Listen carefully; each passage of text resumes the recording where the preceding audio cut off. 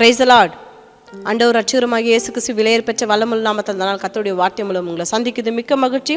நீதிமொழிகள் புத்தகம் 18ஆம் அதிகாரம் 10ஆம் வசனம். கர்த்தரின் நாமம் பலத்த துருகம், நீதிமான் அதற்குள் ஓடி எப்படி இருப்பானா? சுகமா இருப்பானா. ஹல்லேலூயா. அன்பு தேவ ஜனமே, இன்னைக்கு இந்த கர்த்தருடைய சத்தியத்தை செவிசாய்க்கிற தேவ ஜனமே, நீங்க யாரு குறித்து பயந்து இருக்கலாம், ஆனா கர்த்தருடைய நாமம் எப்படி இருக்கா? பலத்த துருகம். ஆண்டவருடைய நாமம் என்ன? பலத்த துருகம். நீதிமான் அதற்குள் ஓடி சுகமாக இருப்பான். நீங்கள் சுகமாக வாழணும்னா நம்ம நீதிமானாக இருக்கணுங்க. நம்ம நீதிமானாக இருக்கணும். ஹல்லேலூயா. நீதிமான் அதற்குள் ஓடி சுகமாக இருப்பான். கர்த்தரின் நாமத்திற்குள்ள ஓடி எப்படி இருப்பானா? கர்த்தர் நாமத்தை நம்பும்போது சுகமான வாழ்க்கை உண்டாகும். பலத்த துருகமானுடைய நாமம், ஆண்டவருடைய நாமம் எப்படி? பலத்த துருகமாக இருக்கிறவருடைய நாமம். அந்த நாமத்தை நீங்கள் நம்பினீங்கன்னா உங்களுடைய வாழ்க்கை எப்படி இருக்குமா தெரியுங்களா? சுகமாக இருக்க சொல்லுங்கள். என்னுடைய வாழ்க்கை சுகமாக இருக்கும். இந்த சத்தியத்தை கேட்டுக்கொண்டிருக்க அன்பு தேவஜனமே, அவருடைய நாமம் அதிசயமானவர், ஆலோசனை கர்த்தர், வல்லமுள்ள தேவன், நித்திய பிதா, சமாதான பிரபு எனப்படும் ஆண்டவருடைய நாமத்தை நம்ம துதிக்கிறோம். இந்த கிறிஸ்மஸ் தினத்திலையும் இன்றைக்கு ஆண்டவருடைய நாமம் எப்படி இருக்கான்? பலத்த துருகமாக இருக்குது. நமக்கு பலத்த துருகம், தெய்வீக பாதுகாப்பாக இருக்குது.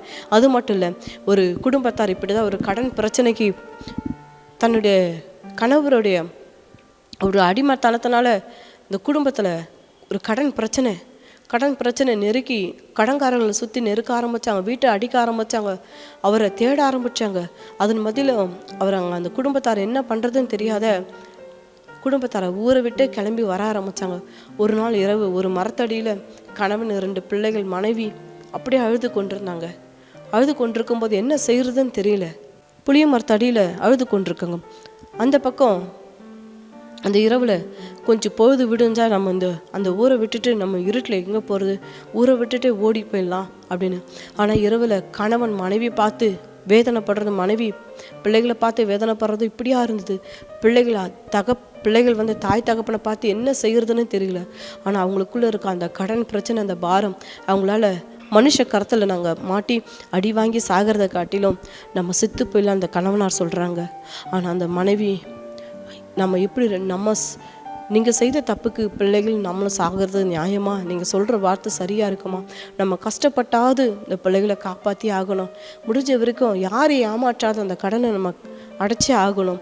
ஏன் உங்களுக்கு தைரியம் இல்லாத போச்சு? இப்படியா சில வாக்குவாதங்கள் அந்த இருட்டுக்குள்ளே பேசிகிட்டு இருக்கும்போது 2 பிள்ளைகளும் அழுதுகிட்டே இருக்காங்க. தாய் தகப்பன் பேசுகிறத கேட்டுட்டு அழுதுகிட்டே இருக்கிறாங்க.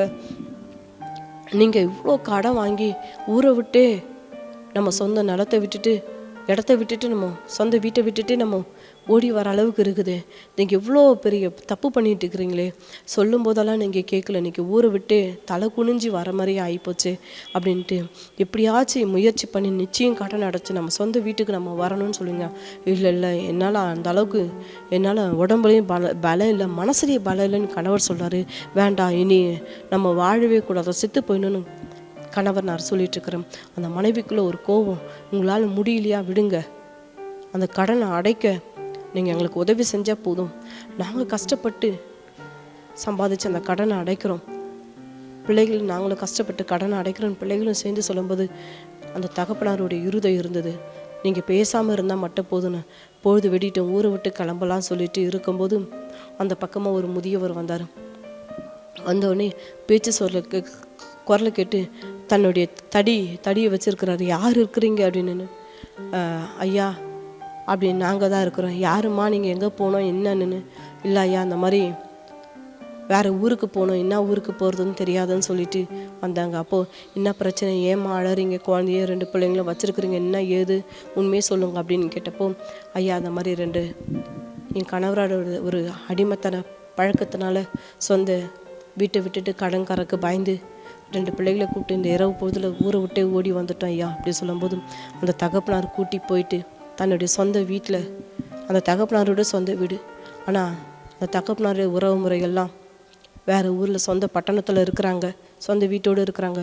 ஆனால் நிலத்துக்கு காவலாக தான் சொந்த வீட்டில் இருக்கிறாரு.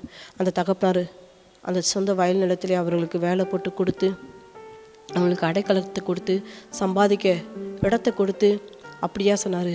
அப்போ அந்த தகப்பனார் சொன்னாராம், ஆண்டவர் நீங்கள் நம்புமா, இந்த நேரத்தில் நான் தடுமாறி இந்த நேரத்தில் ஏன் வரணும், ஆனால் என் மனசுக்குள்ளே நான் இரவு வயல்வெளிக்கு காவலுக்கு போகிறேன், திடீர்னு சத்தம் கேட்குறதால நான் நின்னேன் அப்படின்னு சொல்லும்போது அப்போ தான் சொன்னார், ஐயா உங்களுக்கு ரொம்ப நன்றி, எனக்கு நன்றி சொல்லாதீங்க, இயேசு சாமிக்கு நன்றி சொல்லுங்க.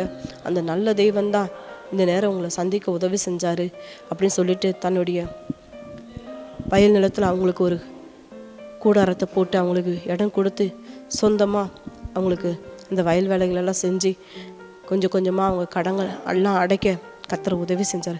அப்போது கத்தர் சொன்னாரா, கத்தரின் நாமும் பலத்த துருகம், நீதிமான் அதற்குள் ஓடி சுகமாக இருப்பான். நீங்கள் கத்தரை நம்பினீங்க, உங்களுடைய வாழ்க்கை சுகமாக இருக்கும், ஆசீர்வாதமாக இருக்கும் அப்படின்னு கத்தருடைய அன்பை பற்றி அவங்களுக்கு சொல்லி அவங்களுடைய வாழ்க்கையில் அவங்க செய்த தப்பை அவங்க உணர்ந்து ஆண்டவர்கிட்ட மன்னிப்பு கேட்டு, அந்த தகப்பனார்கிட்டையும் மன்னிப்பு கேட்டு, அப்படியா அந்த தகப்பனார் ரெண்டு பிள்ளைகளை படிக்க வச்சாங்க. கணவனும் மனைவி அந்த வயல் நிலத்தில் வேலை செஞ்சு அந்த கடனை அடைச்சாங்க. அடைச்சதுக்கப்புறம் கூட தான் சொந்த ஊருக்கு அவங்க திரும்பி போல, அந்த தகப்பனாரோடு கூட அவங்க இருந்துட்டாங்க. அன்பு தேவ ஜனமே, கத்தரின் நாமம் பலத்த துருகம், நீதிமான் அதற்குள் ஓடி சுகமாக இருப்பான். இன்றைக்கு வெக்கப்பட்டு போக மாட்டீங்க, தலை குனிஞ்சு போக மாட்டீங்க. கத்தரின் நாமத்தில் சுகம் உண்டு, பலன் உண்டு, ஆரோக்கியம் உண்டு, அடைக்கலம் உண்டு. உங்களோட வாழ்க்கை சுகமாக இருக்குமானா கத்தரின் நாமம் பலத்த துருகம், அவருடைய நாமத்தில் இருக்கிற அந்த விடுதலை, அந்த நாமத்தில் இருக்கிற தெய்வீக வல்லமை, சுகம், அடைக்கலம் இப்பூமியில் நீங்கள் எங்கே தேடினாலும் கிடைக்காதுங்க. அவரை நம்பும்போது தான் இப்பூமியில் நீங்கள் சுகமான வாழ்க்கை, பாதுகாப்பான ஒரு வாழ்வு வாழலாம்.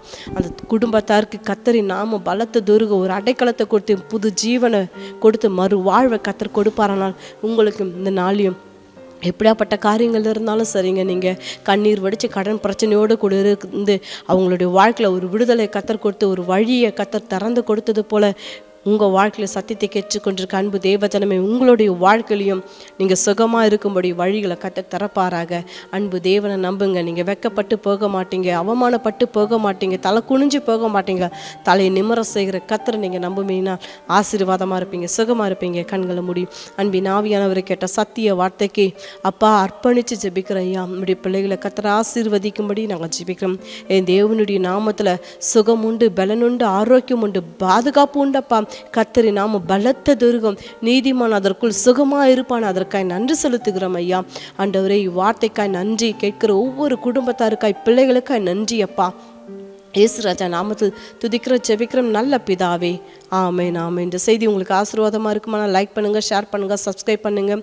தொடர்ந்து ஊழியர்களுக்காய், விசுவாச வீடு கட்டுமான பணிகளுக்காய் உங்கள் ஜெபத்தினால, உங்கள் உபவாசத்தினால், உங்கள் அன்பு காணிக்கனால், தேவனுடைய அன்பு உழித்து உங்கள் அன்பினால் தாங்கும்படி அன்பாக கேட்டுக்கொள்ளும். இந்த செய்தியை கேட்டு நீங்கள் ஆசீர்வதிக்கப்பட்டது போல் உங்கள் நண்பர்களும் குடும்பத்தாரும் இனஜன பந்துக்கள் ஆசீர்வதிக்கப்பட இந்த செய்தியை ஷேர் பண்ணுங்கள்.